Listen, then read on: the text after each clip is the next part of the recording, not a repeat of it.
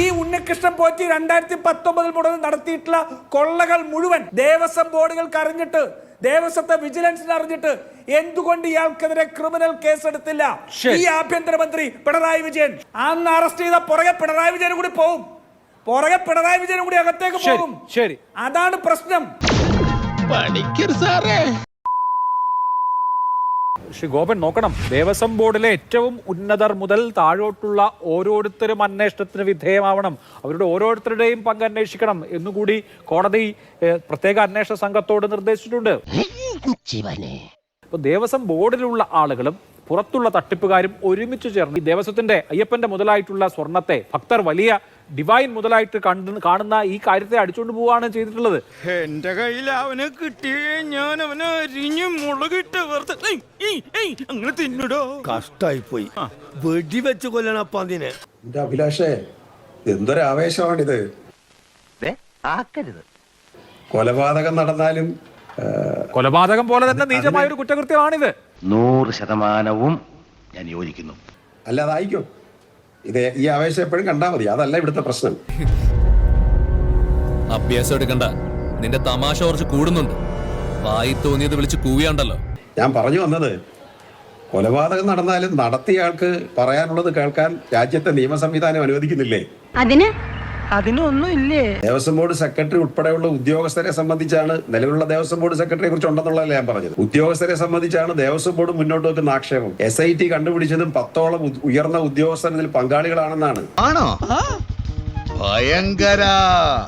അവര് ദേവസ്വം ബോർഡിനെ എങ്ങനെയൊക്കെ മിസ്ലീഡ് ചെയ്തിട്ടുണ്ട്, ദേവസ്വം ബോർഡിന്റെ പേപ്പേഴ്സ് എങ്ങനെയൊക്കെ ഡൈവേർട്ട് ചെയ്തിട്ടുണ്ട് എന്നൊക്കെ വരാനിരിക്കുന്നതേ ഉള്ളൂ. സമ്മതിച്ചേ? ആണല്ലോ. എനിക്കത് അറിഞ്ഞാ മതി.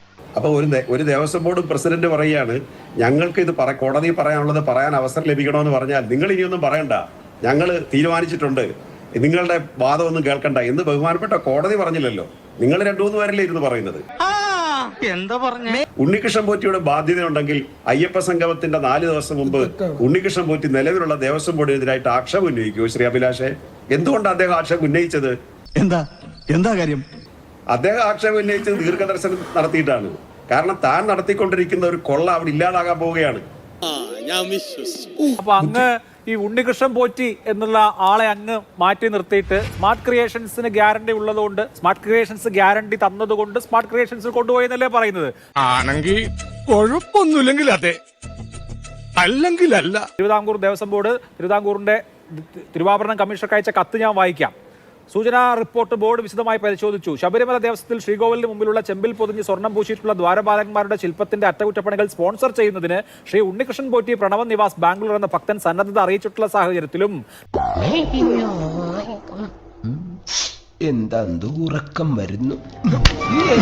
വർഷത്തെ ശബരിമല സീസണിന് മുൻപായി ഈ അറ്റകുറ്റപ്പണികൾ സമയബന്ധിതമായി തീർക്കേണ്ടതിന്റെ ആവശ്യകത കണക്കിലെടുത്തും സ്പോൺസറുടെ പൂർണ്ണ ചെലവിൽ പൊതുപണപ്പിരിവ് കൂടാതെ ദ്വാരപാലകന്മാരുടെ മെയിന്റനൻസിനും സ്വർണം പൂശൽ ജോലികൾക്കുമായി നിലവിൽ പൊതിഞ്ഞിട്ടുള്ള ചെമ്പുപാളികൾ ചെന്നൈയിലുള്ള ഫാക്ടറിയിൽ, അതായത് സ്മാർട്ട് ക്രിയേഷൻസ് ചെന്നൈ എത്തിച്ച് ഇലക്ട്രോപ്ലേറ്റിംഗ് ജോലി ചെയ്യുന്നതിന് അനുവദിച്ച് ബോർഡ് ഉത്തരവായ വിവരം അറിയിക്കുന്നു.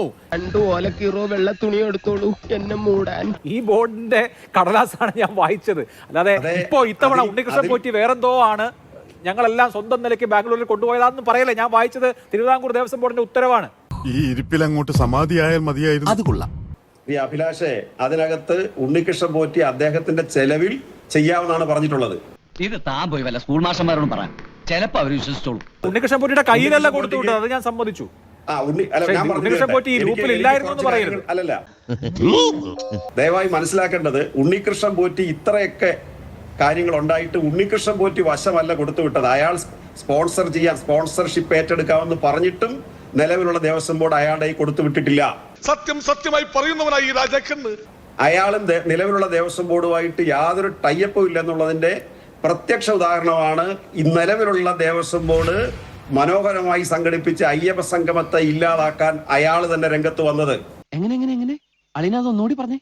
അയാളും നിലവിലുള്ള ദേവസ്വം ബോർഡുമായിട്ട് യാതൊരു ടൈപ്പും ഇല്ലെന്നുള്ളതിന്റെ പ്രത്യക്ഷ ഉദാഹരണമാണ് ഈ നിലവിലുള്ള ദേവസ്വം ബോർഡ് മനോഹരമായി സംഘടിപ്പിച്ച് അയ്യപ്പ സംഗമത്തെ ഇല്ലാതാക്കാൻ അയാൾ തന്നെ രംഗത്ത് വന്നത്.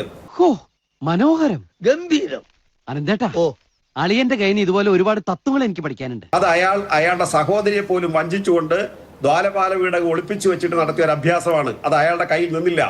അങ്ങനെ ശാന്തിക്കാരനായി നേർച്ചക്കാരനായി ശബരിമലയുടെ പടവുകൾ കയറിയ ആളാണ് ഇപ്പോൾ കവർച്ചക്കാരനായി അഴിക്കുള്ളിലേക്ക് പോകുന്നത്. 2025 ഈ വിളിച്ചുകൊണ്ട് ഞങ്ങൾ ഇങ്ങനെയൊക്കെ അങ്ങനെയൊക്കെ എന്ന് പറയുന്നല്ലോ. അപ്പൊ 2019 ഉണ്ണികൃഷ്ണൻ പോറ്റിക്ക് ദേവസ്വം ബോർഡ് പേരെഴുതി വെച്ച് അച്ചടിച്ചു കൊടുത്ത വാറോലയുണ്ടല്ലോ, അതെങ്ങനെ ഉണ്ടായി എന്ന് ഗോപൻ വിശദീകരിക്കേണ്ടി വരും. അത് പിന്നെ ഇന്ന് ഉണ്ണികൃഷ്ണൻ പോറ്റിയെ തള്ളി പറഞ്ഞാൽ പോരാ, അന്നെടുത്ത് മടിയിൽ വെച്ച് അയാൾക്കിത് കൊടുത്തു വിട്ടവരാണ്. അഭിലാഷ് തോന്നുന്നുണ്ടോ 39 ദിവസം കൊണ്ട് ഈ പറയുന്ന സ്വർണ്ണപാലി ഉൾപ്പെടെ ഈ ശില്പം ഉൾപ്പെടെ പുറത്തു കൊണ്ടേ വിൽക്കാൻ പറ്റുമെന്നു തോന്നുന്നുണ്ടോ 39 ദിവസം കൊണ്ട്? അപ്പൊ അതിനു മുമ്പ് ദ്വാരപാല ശില്പം ഉൾപ്പെടെ അയ്യപ്പന്റെ വിഗ്രഹത്തിനോട് വില പറഞ്ഞിട്ടുണ്ടോന്ന് അറിയില്ല. ഈ ദ്വാരപാല ശില്പം ഉൾപ്പെടെ വിൽക്കാൻ വേണ്ടി ബയറെ കണ്ട് ഡീൽ ഉറപ്പിച്ചതിന് ശേഷം ദേവസ്വം ബോർഡ് ഗൂഢാലോചന നടത്തി ഉണ്ണികൃഷ്ണൻ പോറ്റിയുടെ പേരെഴുതി വെച്ച് ആ സ്വർണ്ണപ്പാളിയെ ചെമ്പ് പാളി എന്ന് ഉത്തരവിൽ എഴുതി കൊടുത്തു വിട്ടതാണ്. ഇങ്ങനെ ചാങ്കിക്കുത്തര വർത്തമാനം പറയരുത് പിള്ളേച്ച. ഇത്രയും ബുദ്ധി എനിക്കുണ്ടായിരുന്നെങ്കിൽ ഞാൻ ഈ സംസ്ഥാനത്തെ ധനകാര്യമന്ത്രിയായത് അറിയോ?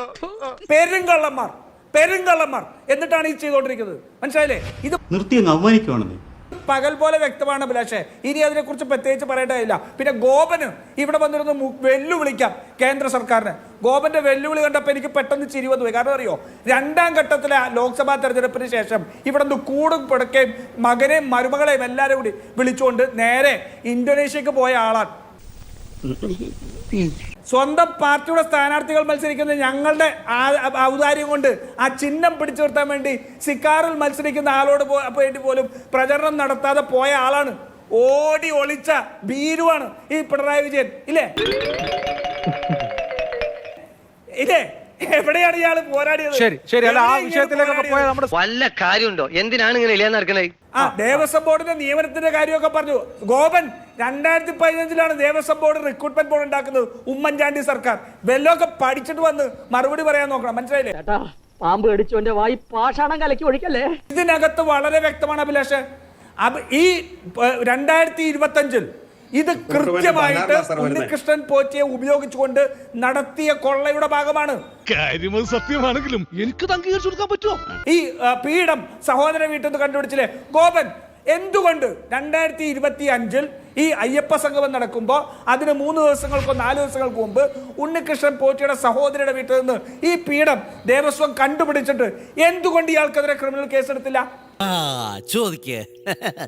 അയ്യപ്പന്റെ പീഠം പുറത്തുകൊണ്ടേ മറിച്ചു കൊടുത്തിട്ട് കള്ളത്തരം പറഞ്ഞാലേ അന്ന് ക്രിമിനൽ കേസെടുത്ത് അറസ്റ്റ് ചെയ്യണ്ടേ? അതിൽ ഞാൻ ഇന്ന് ഖേദിക്കുന്നു. ഈ ഉണ്ണികൃഷ്ണൻ പോറ്റി 2019 മുതൽ നടത്തിയിട്ടുള്ള കൊള്ളകൾ മുഴുവൻ ദേവസ്വം ബോർഡുകൾക്ക് അറിഞ്ഞിട്ട്, ദേവസ്വത്തെ വിജിലൻസിന് അറിഞ്ഞിട്ട് എന്തുകൊണ്ട് ഇയാൾക്കെതിരെ ക്രിമിനൽ കേസെടുത്തില്ല ഈ ആഭ്യന്തരമന്ത്രി പിണറായി വിജയൻ? അന്ന് അറസ്റ്റ് ചെയ്ത പുറകെ പിണറായി വിജയനും കൂടി പോകും, അകത്തേക്ക് പോകും. അതാണ് പ്രശ്നം.